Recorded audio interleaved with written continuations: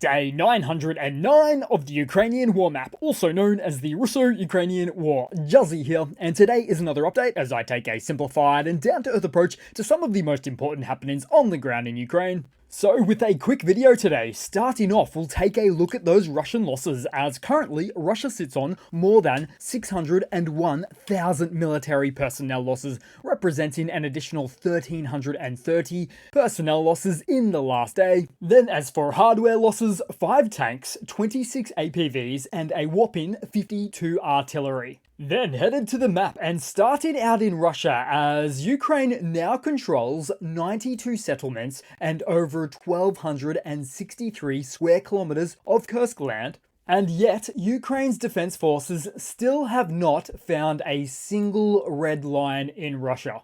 Nevertheless, AFU operations continue on Russian soil to disrupt Russia's capacity to wage war on Ukraine.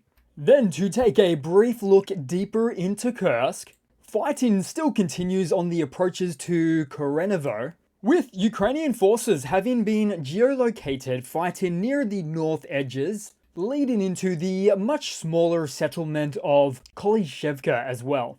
All of which is just adjacent to the Seam River that, well, from this point on the map, starts to head in a northern direction.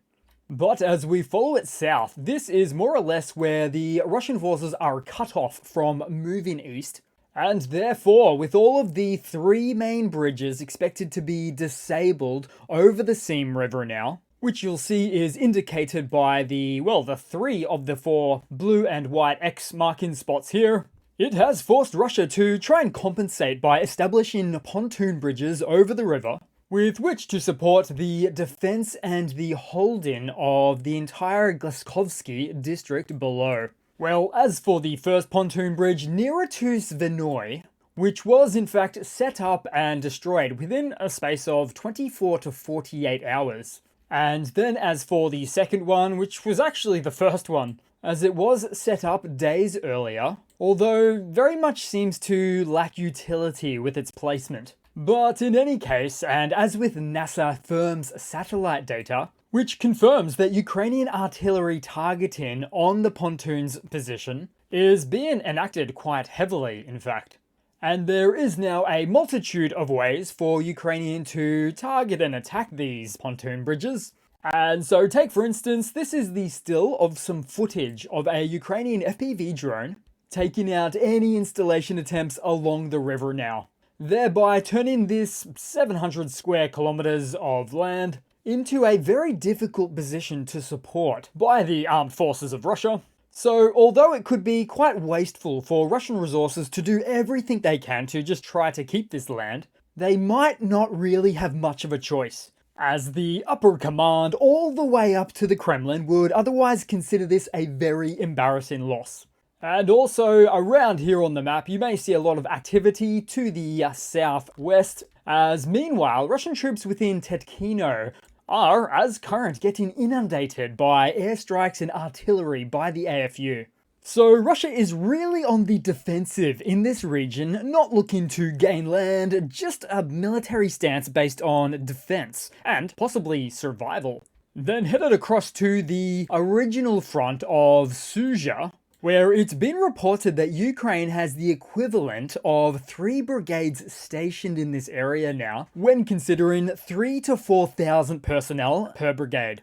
Oh, and speaking of Sudzha and the surrounding area, we saw another Ukrainian-speaking grandmother who was glad to see the Ukrainian soldiers. And so these are the type of twists that we find with the border cross activity, as Ukraine's military operations within Russia's Kursk Oblast expose the weaknesses in Russia's quote-unquote historical lands argument, used to justify their invasion into Ukraine.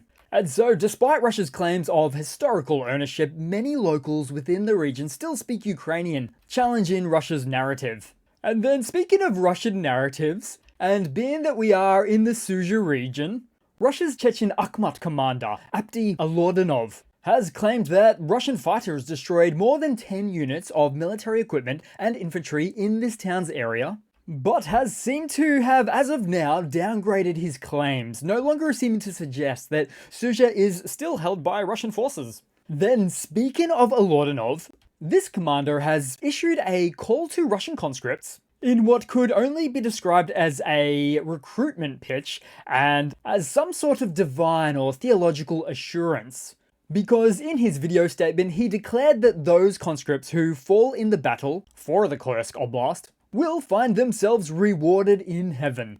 The irony, however, is not lost on observers because while Olodinov speaks of divine rewards, he himself remains conspicuously absent from the front lines, along with many of his Akhmat forces. Where all these forces really want to do is have Russian conscripts stand in between themselves and the battle.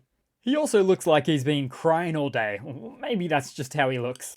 And within all of this, the Russian messaging around the usage of Russian conscripts in this SMO continues to be completely skewed and out of sorts. For instance, we know conscripts are not to be used at all, and yet some in the Russian military space go as far as to say they shouldn't exchange conscripts because they surrendered without a fight. With this latest suggestion failing to see that they surrendered without a fight because they're conscripts.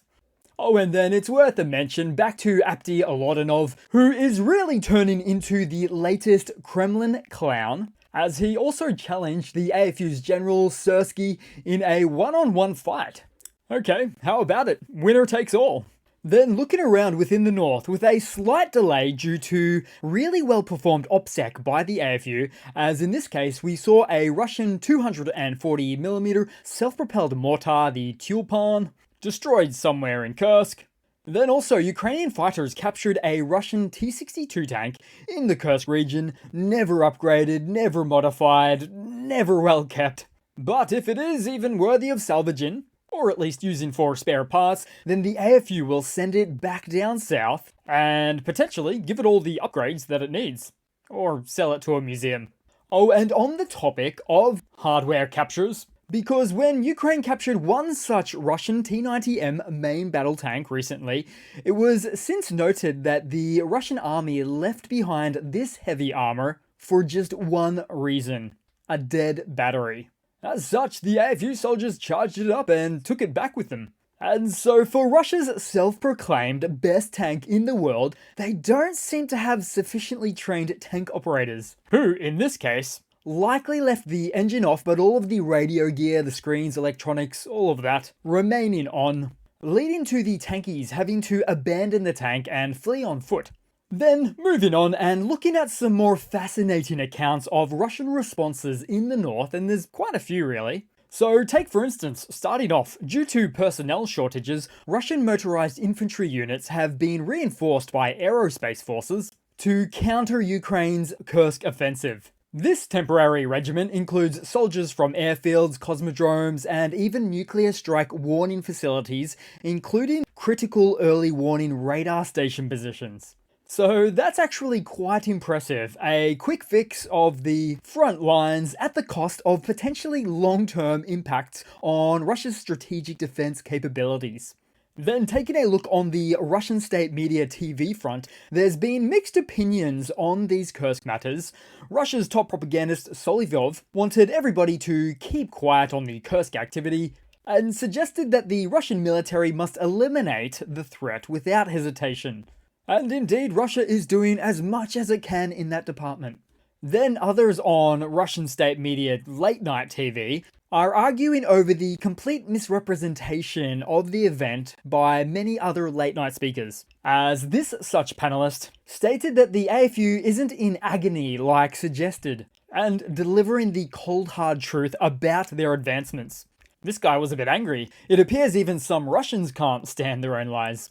But then also, what would Russian media be without at least someone recommending taking a scorched earth approach to the battlefield, even if that battlefield is inside Russia?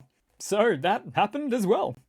Then also, as another interesting Russian response, and in a new act of desperation, Putin signed a decree allowing foreigners who share, quote, traditional Russian spiritual and moral values to obtain a residence permit without language skills or quotas. But surely at this point, most will see right through this, as Russia needs more manpower for the meat grinder, and will evidently attempt to get it almost any way they can at this rate. Now, we'll take a look at the wider map, where we continue to see the fallout from the AFU drone hits on one of Russia's largest oil depots within Rostov, with this fire continuing for its third day now.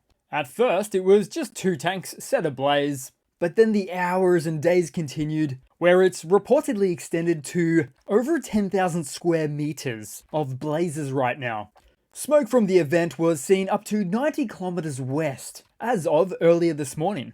And so, as with anything supply and demand, continued events like these is causing the cost of oil and refined petroleum products to significantly increase within Russia, which is quite ironic for the hydrocarbon nation. Then headed to the main map briefly, which indeed continues to take a backseat to the events in the north. So looking at the Donbas, we can see Chasiv Yar to begin with. I'll zoom right in there, which is still under Ukrainian control, with Russia having ongoing issues getting past the canal. And the reason being, well, we can see this with NASA firm's fire data, as Ukraine continues to strike all the way back to Bakhmut in the east and even further. Then headed down on the map, as any Russian gains in the Pokrovsk direction that we attempt to discern at a glance do remain completely dwarfed by Ukrainian advances in the north. However, with Russia dealing with some significant difficulty in reaching the main highway between Pokrovsk to the west and Chasiv Yar and Bakhmut to the east, it now appears that Russia's current operational direction or approach is to reach the Southwest Highway as an alternative means to gain further access to the west of the Donbas. Now, at a glance, it might look like this supply line for the AFU is cut off, but as with many supply lines, we can see a back road continuing to connect the region irrespective of this 90-degree angle highway.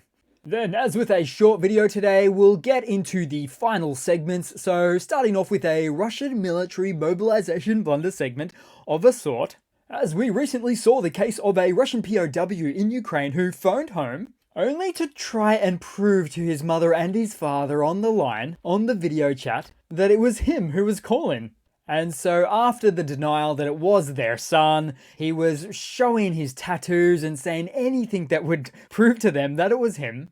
Although, at a certain point, he may have realized his parents would rather get a new Lada from the government than have their POW son return home. Although, as a quick update for fallen soldier compensation payments within Russia, it's dwindled its way all the way down to a couple of sacks of potato, with only ever a rare few getting the Lada cars somewhere near the start of the SMO. But not that it matters, their son's alive. Then headed across to a couple of quick funnies to round it all off for today, guys. So, one such Ukrainian soldier filmed a video explaining how he now understands why the AFU were able to move so quick into the Kursk region. Because they didn't stop for washing machines. Or toilets. Nice work done there, lad. Then as for the final funny to round it off for today, guys, so, well, I meant to mention this one yesterday because when we saw Putin on his visit to Azerbaijan yesterday, he was looking a little shinier than usual. And by usual, I mean one day before, when he hadn't yet commenced his Botox appointment. Ah, Botox Putin, who are you trying to fool? So that has to be it for today, guys. Thanks again for watching. Please continue to like and comment, subscribe if not already. Once again, thanks for all the support that I do see coming along. Really helps out, keep the channel going, and keeping the posts coming as regular as humanly possible. So thanks again, and I do hope to see all of you guys there in the next one. Cheers!